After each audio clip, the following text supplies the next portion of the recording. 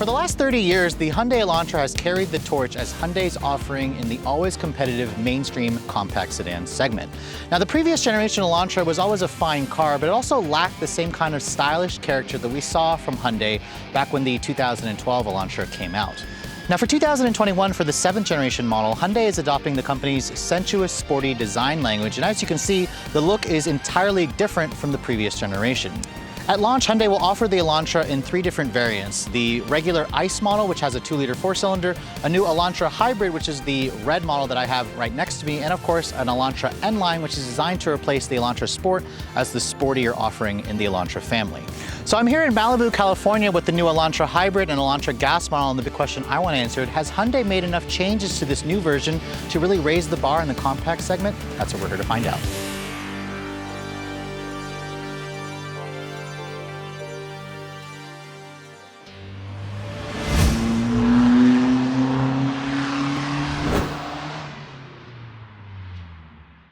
So just like the larger Sonata, Hyundai is introducing a new design language on the smaller Elantra that echoes the same kind of sleekness that we saw back in 2012 with the 5th generation model. Remember, that was the Elantra that won Car of the Year back in 2012 for its sleek design. As you can see, this all-new version of the Elantra definitely has some sleekness to it. It has a very unique look that's going to help it stand out in this segment. As you guys know, it competes with cars like the Civic, the Corolla, the Mazda 3, the all-new Sentra, which is also equally sleek looking. This particular one here that I'm showing you is the hybrid model. It's the Hybrid Limited. This is the fully loaded version. As you can see, just like the Sonata, we have the company's parametric grille with the cascade style at the front fascia.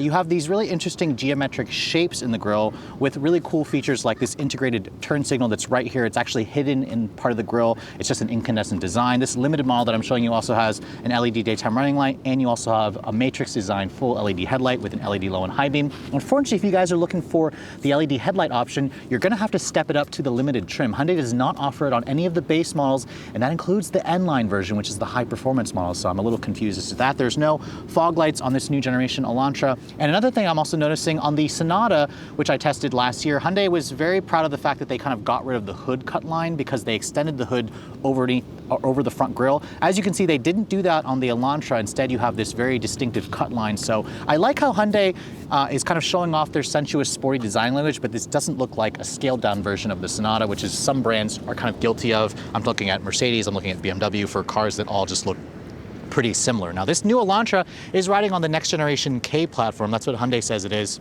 And it's also substantially bigger versus the previous generation. Hyundai was able to stretch the overall length by around 2 inches. Its wheelbase is also an inch longer at 184.1 inches long. This is now on the longer end of the segment, so it's a little bit longer than something like the current generation Civic, longer than the current generation Corolla. This limited hybrid that I'm showing you also has these rather attractive set of 17-inch wheels. They're wrapped in 225 with tires. What I really like about the Hybrid Limited is the fact that it uses the same 17-inch wheel as that gas silver one that I have right beside me. So Hyundai in the past used to put an uglier wheel on their hybrids. As you can see, they're not doing that anymore. Now, another change with the hybrid is Hyundai put a multi-link independent rear suspension on this model, but you have a twist beam semi-independent on the gas version. The N-Line model will also include the fully independent suspension, so if you guys are looking for better handling, better ride quality, you may want to go for the hybrid or wait for the N-Line version. Now, you can see here, they also gave us that really swoopy coupe-like styling. It reminds me a lot of an Audi A7. Hyundai is very proud of the fact that they've managed to lower the vehicle and make it look more like a coupe.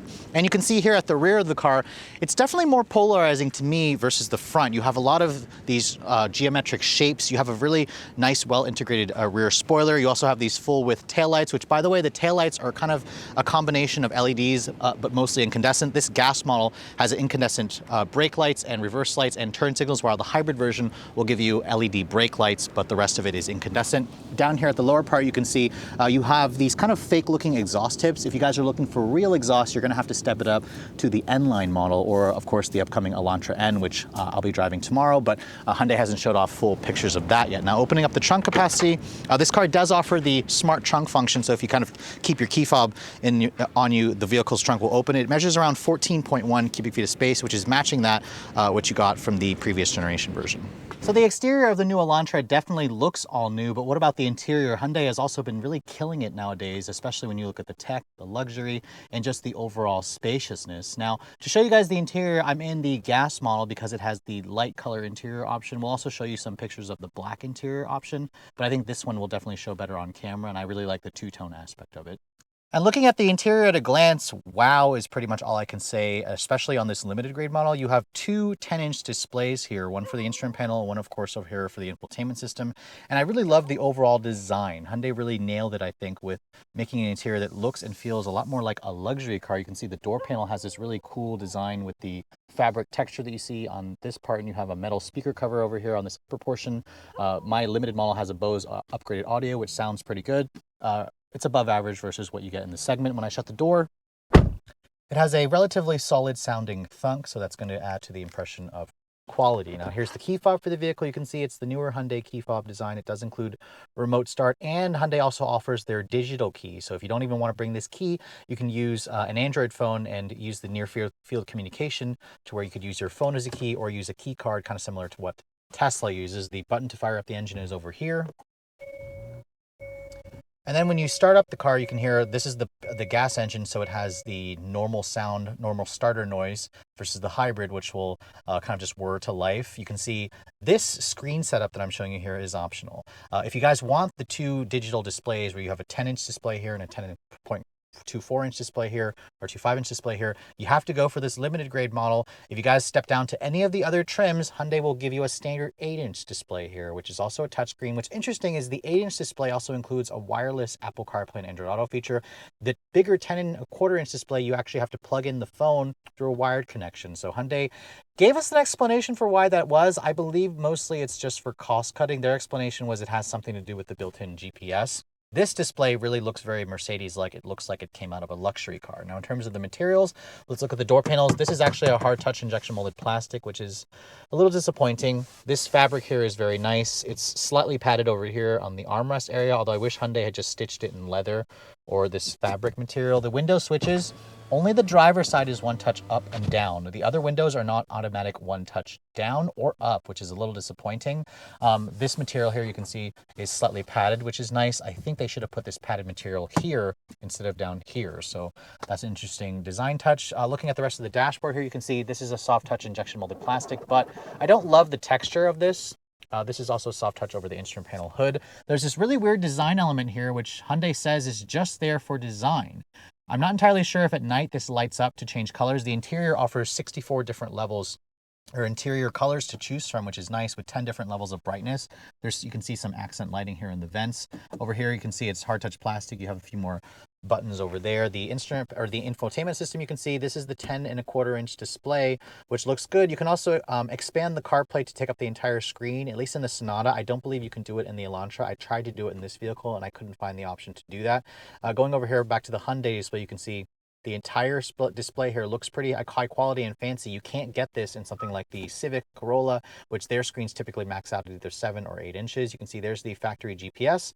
Hyundai's has been really beefing this up. You can see it's very quick and snappy. Hyundai does one of the best infotainment systems in the business. Really like the way this looks. I even like the way when you guys go to like your radio information, I like the way this looks here with the display here for the radio information. Let's go back over there. The way that looks, that's what I saw in the new Kia Optima or the Kia K5. So I really like to see that I'm liking that Hyundai has kind of carried that over here into this vehicle. When I put it into reverse, you can see just a standard backup camera with rear parking sensors. There's no top-down 360 view, but the resolution is pretty good. Although I wish that Hyundai would allow me to take up the entire screen, but that's where that other portion, of course, is there for the backup camera or for the rear parking sensors. Down here, you can see it has dual zone climate control, which is nice. Some competitors only do a single zone. There are some empty buttons here, and my particular tester here, the limited grade, only has heated seats, three-level heated seats. If you guys want ventilated seats, you have to buy the limited hybrid model. The ventilated seats are not available on the gas-only limited, and if you guys wanted memory seats, not available on this trim. This is where the button would go. The seats themselves are pretty comfortable and supportive. They adjust in 8 different ways. I like the leather material that they put on the limited. I just don't understand why Hyundai's not making the ventilated seats on the gas limit. I think they definitely need to consider that. Down here, there's a wireless phone charging pad, which is nice. A little bit of storage over there. This controls the IVT transmission. It's a nice shifter, traditional shifter. You can also push this button here to bring up the rear backup camera as well. There's an electronic parking brake. Your drive mode selector is here. You can see the gauge display here changes based on whatever drive mode you're in. This is the Smart. This is the normal, which is the same, and then I really like the way the Sport looks. This is one of the nicest looking instrument panels that I've seen, especially in this segment. Looking over here, you can see the cup holders have an interesting design. They're very just traditional and they're very large. They offer a good amount of space, of course, if you guys want your big drinks. And then you can see here, there's a little switch icon. If you pull this out and then twist this around, Hyundai allows you to put this in a second position where it's lower, it's deeper. So you've got those big jugs or those big gulps from 7-Eleven. You can easily fit that here. And then you can see, I switch it around again, it kind of clicks into place. So it gives you 2-tier level cup holders, which is really cool. I think that's a great feature that a lot of Americans are going to love. Opening up this, you can see there's a fairly good amount of storage in the center console, and then your USB. There's 2 USBs and a power outlet over there to charge your phone. The glove compartment, you can see it just cheaply falls. It's not damped or lined with felt, but it's a decent size. And then above me, if you guys are looking for a pano roof, Hyundai doesn't offer that. Most vehicles in the segment don't, but they do offer this nice standard size sunroof. So overall, this interior, it's very roomy and spacious, good tech in it, but there's an asterisk there. You have to go for this top tier limited. Even the N-Line Sport Edition model will not offer the bigger 10.25 inch display or this 10.25 inch display in the instrument panel. Now in the back seat of the all-new Elantra, Hyundai was able to give us a lot more space by stretching the wheelbase and the overall length. As you can see, Hyundai is claiming class-leading legroom at 38 inches. This is about 3 inches more than the previous generation, and we have more space back here versus something like the Honda Civic, the Toyota Corolla, and the Nissan Sentra. As you can see, Alex says that the backseat is pretty spacious as well, and he even left a little smear on the window. But looking at this particular one here, this limited model that I'm showing you, it is missing some features that you used to be able to get on the previous generation Elantra. What I do like, however, on the hybrid, they didn't put this like really cool fabric on the seat back. Instead, it just kind of had a leatherette material. This fabric, you also find it on the door panels. It's a really nice contrast to this gray interior. The door panel materials are sadly hard touch plastic, and over here on this lower part, it's also hard touch plastic. This is where I would rest my elbow. So there's a little bit of cost cutting back here that I'm seeing. You get one map pocket here on the passenger side, no rear seat vents, no USB or charging outlets back here, but you do have an armrest with some cup holders that folds down. But as I mentioned earlier, no heated back seats. That's something that Hyundai used to offer on the top trim versions of the Elantra. Now at launch, Hyundai will offer the new Elantra with 3 different powertrain options. I'm going to focus primarily on just 2 in this video because the N-Line will be a separate review. As you can see, this Silver Limited has the base engine. It's a 2-liter naturally aspirated 4-cylinder with the company's port and direct injection. It makes 147 horsepower and 132 pound-feet of torque. This engine is part of the new engine family, the Greek letter new. It's basically carryover from the previous generation. It all goes out through a continuously variable transmission. Hyundai calls it an IVT for intelligent variable transmission. It's their own transmission design, and fuel economy is pretty good. This limited version is rated to get 31 in the city, 41 on the highway, 37 combined. Regular is your only recommended fuel. And as this one sits, the new Elantra is actually a little bit lighter. It's about 100 pounds lighter than the previous generation. This one here is around 2,700 pounds. And over here, the red one has the option that I think a lot of commuter drivers are going to probably want. This is the hybrid option, which is the first time we're seeing an Elantra hybrid. It mates a naturally aspirated 1.6-liter 4-cylinder that runs on the Atkinson cycle. That engine on its own makes around 106 horsepower, which isn't a lot. It pairs up with like around a 40 horsepower electric motor for a total combined output of around 139 horsepower. So technically less versus the gas version, but you do get more torque because this is an electric motor, 195 pound-feet of torque. And the interesting thing about the hybrid is it doesn't use a CVT. It uses a 6-speed dual clutch transmission. Hyundai calls it their EcoShift transmission. It's a dry system, and fuel economy is also pretty impressive. This particular one here, the Limited, does get slightly less. You're going to get a total of 50 mpg combined, 49.51 total. The SEL version with its smaller wheels and tires will get 53 combined. So if you want more or better mpg, make sure you go for the lower trim version of this car. Now, all Elantras are only front-wheel drive for now, and the hybrid model is around 100 pounds heavier. So this one here is around 2,800 pounds. So here we are back in California. I'm actually over in Malibu, California, driving the 2021 Elantra. I'm starting off the driving scene in the Elantra Hybrid. This is the model that includes all of the tech, luxury, and driver assistance goodies in the Elantra family. The Hybrid has never necessarily been this performance leader. We're going to drive the N-Line model tomorrow, and that'll be a separate review. But now, with 139 horsepower, 195 pound-feet of torque, we've got a 6-speed dual clutch transmission. This is also the model that has the multi-link independent rear suspension, which means we should have slightly better handling.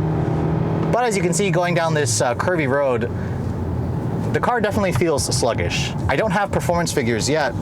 I'm actually following Alex on autos in front of me in the gas-only Elantra, and I've noticed that he's been able to pull away from me a few times.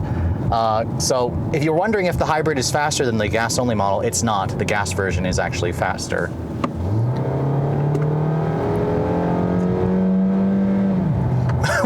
your foot down, it's definitely a pretty slow experience. I'd probably estimate 9-ish seconds to 60.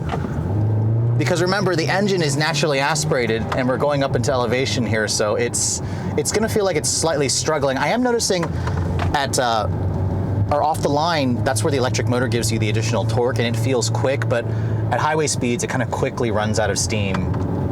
But I will say that the new Elantra's chassis does handle pretty well. This is the next generation K platform is what Hyundai called it. It's also gonna underpin the new Tucson, which they also just showed off.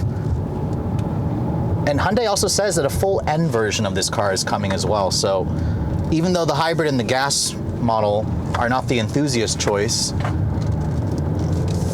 the Elantra definitely has a chassis, I think, that could handle more power easily.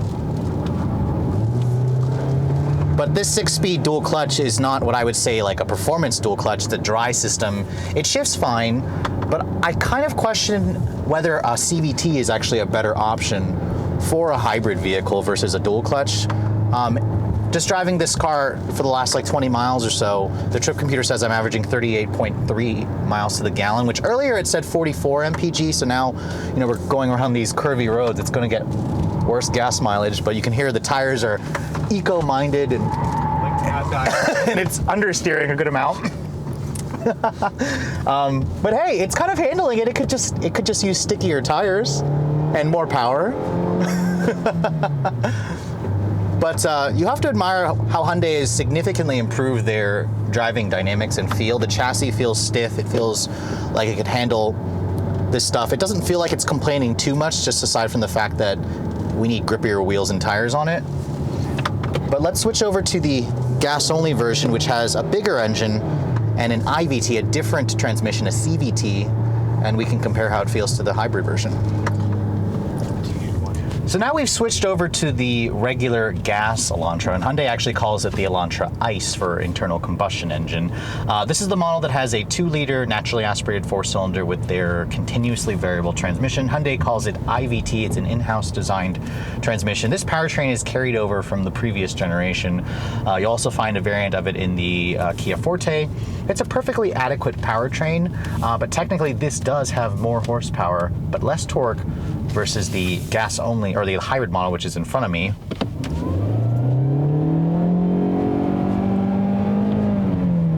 When I put my foot down, you can instantly feel that this is a CVT because it has the CVT tendencies of holding onto a lower ratio and just keeping it there for acceleration. Although Hyundai says that they've designed the transmission to also mimic a stepped gear transmission when you're driving it aggressively. There's no paddles on the wheel either, which isn't necessary. But for some reason, I kind of think that Hyundai should consider swapping the hybrid with this transmission and putting the dual clutch in the regular car, because I think that the IVT is probably the better match transmission for a hybrid, just because hybrids tend to have CVT transmissions. Although this CVT, I will admit, is one of the better ones. It is really responsive. It's pretty smooth. And although, you know, it has that tendency of, you know, making that CVT, you know, droning noise from the engine because it's a naturally aspirated 4-cylinder, I'd argue the people in this segment probably don't care. I mean, the Civic has a CVT, the Corolla has a CVT.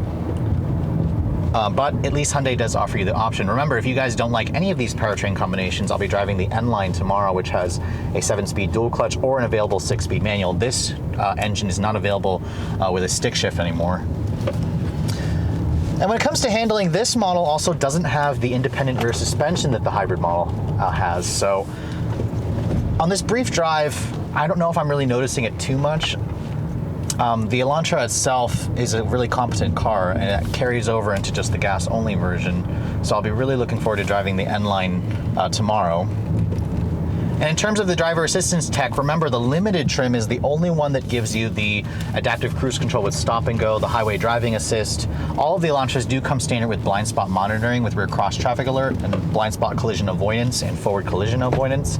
But for some reason, Hyundai is not offering, you know, the adaptive cruise on like an N-Line, or if you want an SEL, you can also spec in an option package to give you adaptive cruise, but some of its competitors go a step further. So Hyundai does do a little bit of cost cutting, but it's a little bit justifiable because the Elantra is less expensive. This limited gas version that I'm driving is stickers for around $26,000 and it's fully loaded. Although you are missing the cooled seats that you get from the hybrid limited, and this one also is lacking the memory seats, the 2-person memory seats that the hybrid limited gives you.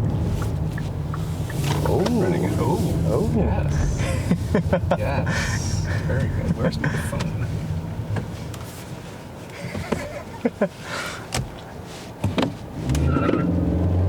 Oh my! Really?